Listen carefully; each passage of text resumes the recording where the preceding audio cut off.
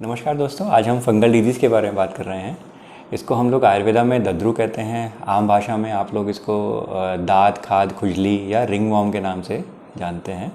यह एक बहुत ही जटिल रोग है क्योंकि यह स्किन के अंदर जो फंगस है वो स्किन के अंदर रहती है और आसानी से बॉडी से छूटती नहीं है। और इसका इलाज जो है वो आयुर्वेदा में पूर्णतः अगर पेशेंट थोड़ा सा संयम करके खान पान का ध्यान रखे अगर इसका इलाज आयुर्वेदिक पद्धति से करवाए तो ये पूर्णतः इसका सफाया हो सकता है। फंगल डिजीज़ जो है वो शरीर के किस भाग पर है इसके हिसाब से उसके डिवीजन्स किए जाते हैं। फंगल डिजीज़ हमको बालों में मिलता है, यानी स्कैल्प पे मिलता है, दाढ़ी जेंट्स में जो मेल्स में जो दाढ़ी होती है बियर्ड उसके अंदर मिल सकता है, फेस के अंदर हो सकता है, हाथों में उंगलियों के बीच में हो सकता है, नाखूनों में हो सकता है, हमारे एक्जिला वाले एरिया में हो सकता है या हमारे ग्रॉइन एरिया में हो सकता है, पैरों की उंगलियों में हो सकता है, शरीर में कहीं भी हो सकता है। इवन ये जो फंगल इन्फेक्शन है ये जेनाइटल ऑर्गन्स में भी हो सकता है और ये बहुत ही कॉमन है। अब हम ये समझें कि ये जो फंगल डिजीज़ है ये इतना मुश्किल क्यों है, इतना दुखदाई क्यों है। ज़्यादातर हम लोग बचपन से ऐसी बहुत सारी दवाइयाँ सुनते आ रहे हैं जो हम दाँत खाज खुजली पे यूज़ करते हैं।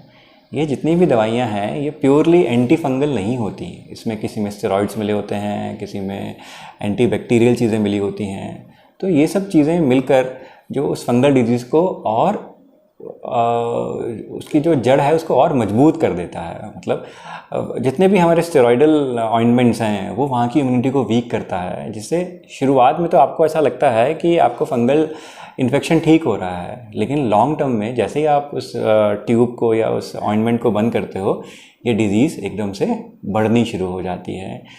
तो इसका आयुर्वेदिक इलाज अगर हम देखें तो ये भी बहुत मुश्किल नहीं है, लेकिन आपको थोड़ा संयम से आपको इसका इलाज करना पड़ेगा।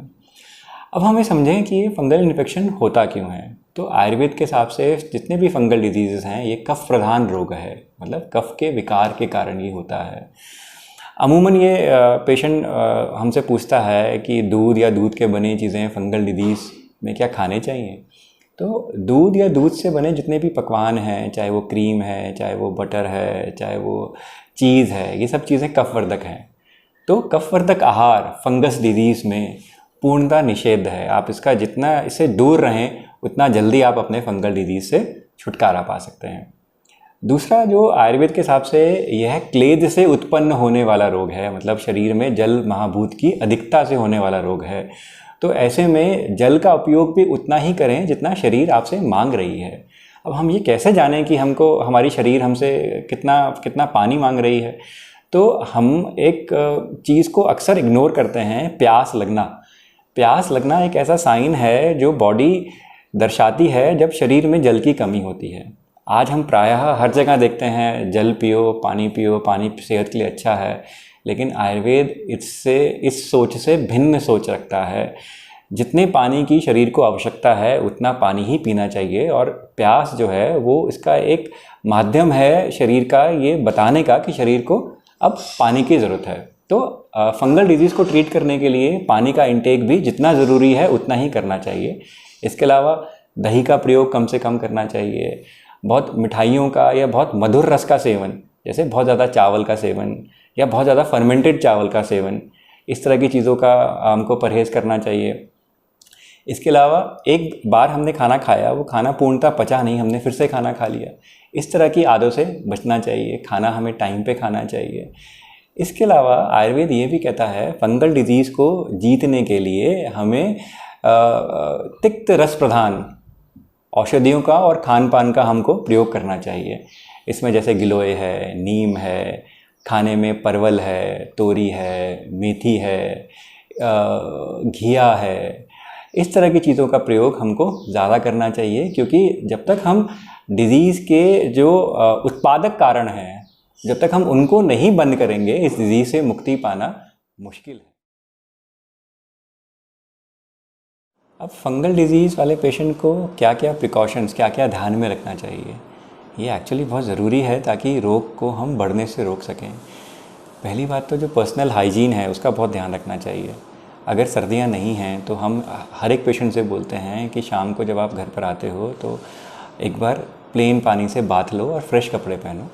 कपड़े हमेशा कॉटन के पहनने चाहिए, खास करके जितने भी आपके अंडर गारमेंट्स हैं वो तो प्योर कॉटन के होने चाहिए। अक्सर ये फैमिलीज़ में दिखता है कि भाई जो हैं आपस में अपने अंडर गारमेंट्स चेंज कर लेते हैं, कभी किसी के पहन लिए। सबसे हमको बचना चाहिए। दूसरी बात, ज़्यादा पानी में काम करने से बचना चाहिए। बहुत ज़्यादा ऐसे एरियाज़ में जो हॉट एंड ह्यूमिड हैं वहाँ पर रहने से बचना चाहिए, या फिर बहुत ज़्यादा एसी में रहने से भी बचना चाहिए, क्योंकि इससे पसीना आना बिल्कुल बंद हो जाता है, जो किसी भी स्किन डिसऑर्डर के लिए बहुत अच्छी चीज़ नहीं है। सभी कपड़ों को धूप में सुखाना बहुत ज़रूरी है, क्योंकि धूप से उसमें कपड़ों में जितने भी इन्फेक्शन हैं वो दूर हो जाते हैं।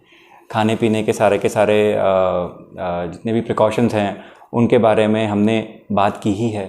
इसके अलावा ऐसे लोग जिनको पैरों का फंगल डिजीज़ है उनको अपने जूतों का बहुत खास ख्याल रखना चाहिए। जूतों को धूप में रखें जब भी पॉसिबल हो पाए। जूते ऐसे पहने जिसमें थोड़ी सी हवा पास हो पाए। लेदर के शूज़ कम से कम पहने। अगर आपको बहुत पसीना आता है तो कोई भी अच्छे आयुर्वेदिक डस्टिंग पाउडर्स का यूज़ करना बहुत ज़रूरी है। तो इन सब प्रिकॉशंस का अगर हम ध्यान में रखें तो हम अपने फंगल डिजीज़ को बढ़ने से रोक सकते हैं।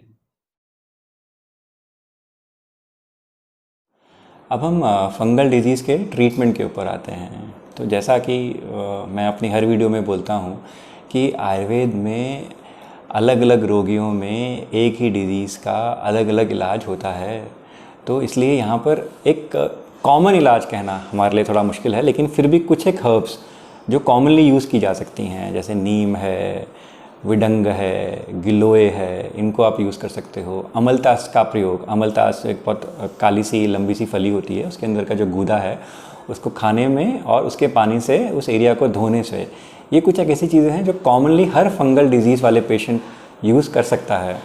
इसके अलावा जैसे हम ये बात करते हैं कि वात पित्त और कफ क्या दोष पड़ा है, उसके हिसाब से ही चिकित्सा की जाती है और उसके हिसाब से ही पंचकर्मा ट्रीटमेंट प्लान किया जाता है। मान लो किसी को सिर्फ ईचिंग है तो उसके अंदर जो हम लोग दवाइयाँ प्लान करेंगे वो एक सेट ऑफ ग्रुप होगा। लेकिन उसी पेशेंट में अगर उसको साथ में जलन या धूप से उसको दिक्कत होनी शुरू हो तो हमारा पूरा का पूरा प्रिस्क्रिप्शन बदल जाएगा। ऐसे ही गर्मी के मौसम में और सर्दियों के मौसम में जो हमारा इलाज है वो बिल्कुल बदल जाएगा। तो हमारा आप सभी से ये निवेदन है कि एक अच्छे आयुर्वेदिक चिकित्सक के निरीक्षण में ही अपना इलाज करवाएं। आपकी कोई भी क्वेरी हैं, हमारे नीचे नंबर फ्लैश हो रहे हैं, आप हमको व्हाट्सएप कर सकते हैं, मेल कर सकते हैं। हम आपको आपकी सभी क्वेरीज़ का, सभी क्वेश्चंस का आंसर करेंगे। धन्यवाद।